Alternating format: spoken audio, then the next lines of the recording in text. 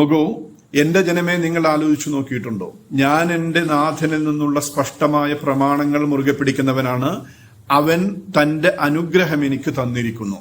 അപ്പൊ ഇവിടെ 3 പോയിന്റ് ആട്ടോ നമ്മൾ നൂഹാകുന്നതിന് വേണ്ടിയിട്ടുള്ള 3 പോയിന്റുകളാണ്.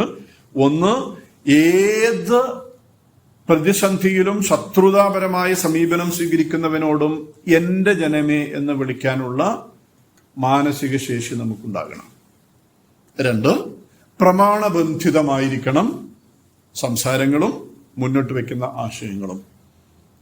3, അത് വളരെ അവഗാഹത്തോടുകൂടി ആഴത്തിൽ പഠിച്ചു മനസ്സിലാക്കിയ ആളുമായിരിക്കണം. എങ്ങനെയെങ്കിലും എന്തെങ്കിലും പറയാൻ വേണ്ടിയിട്ട് മെനക്കെടുന്ന ആളുകളാകരുത്. നിങ്ങൾക്ക് കാണാൻ കഴിയുന്നില്ലെങ്കിൽ ഇനി ഞാൻ എന്ത് ചെയ്യും? ഇതൊക്കെ ഉണ്ട്. ഇനി അത് നിങ്ങൾക്ക് കാണാൻ കഴിയുന്നില്ലെങ്കിൽ ഞാൻ എന്ത് ചെയ്യും? ഇതൊരു ചോദ്യമാണ്. അതായത് ഇതൊരു കുറ്റപ്പെടുത്തലല്ല. നമ്മൾ പറയുമല്ലോ, ഞാൻ ഇത്രയും കാര്യങ്ങൾ നിങ്ങളുടെ മുമ്പിലേക്ക് വെച്ചു, നിങ്ങളത് കാണുന്നില്ലെങ്കിൽ ഞാൻ എന്ത് ചെയ്യും എന്നൊരു ചോദ്യം ചോദിക്കുന്ന. അപ്പൊ അത് കാണാൻ വേണ്ടിയിട്ടുള്ള അവരുടെ മനസ്സിനെ ഉണർത്തലാണ്. കാണാൻ വേണ്ടിയിട്ടുള്ള അവരുടെ മനസ്സിനെ ഉണർത്തലാണ്. അപ്പൊ ആശയവിനിമയം മറ്റൊരാൾ സ്വീകരിക്കാൻ കഴിയുന്ന വിധം എങ്ങനെയാണ് ഇഫക്റ്റീവാക്കി മാറ്റുക എന്നുള്ളതും നമ്മൾ മനസ്സിലാക്കേണ്ടതുണ്ട്. നിങ്ങൾക്ക് അടുത്ത 5ാമത്തെ പോയിന്റാണ്, നിങ്ങൾക്ക് ഇഷ്ടമില്ലാതിരിക്കെ നിങ്ങളത് അംഗീകരിക്കാൻ നിർബന്ധിക്കില്ല. നമുക്ക് മാറി നിന്ന് സംസാരിക്കുന്നത് പോലെയാണ്. നമുക്ക് നിങ്ങളുടെ അധികാരം വേണ്ട, നിങ്ങൾ ഇരിക്കുന്നിടത്ത് വന്ന് ഇരിക്കുന്നിട്ട് ഇത് ചെയ്യണമെന്ന് നമുക്ക് ആഗ്രഹമൊന്നുമില്ല.